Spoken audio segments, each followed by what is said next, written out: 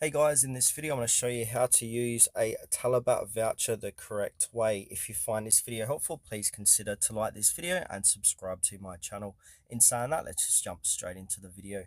Alright, so in this demonstration I'm going to be using the Talabat app. So go ahead and open up the Talabat app.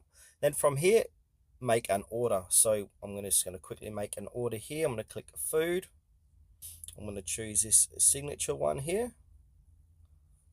All right, I'm going to put this burger in.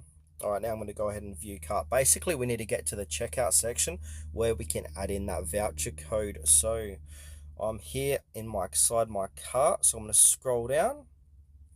So now for this restaurant, they don't have any vouchers. So some restaurants have vouchers here under payments summary or near payment summary where you can add the voucher. So let me go find a different restaurant that has this. All right, so I'm at a different restaurant, and now if I scroll down, it will say save on your order. So go ahead and enter your voucher code here, click submit, and whatever that voucher code comes to is going to subtract from your total order. So some restaurants inside Talabat offer voucher codes while some others don't. So keep that in mind before ordering.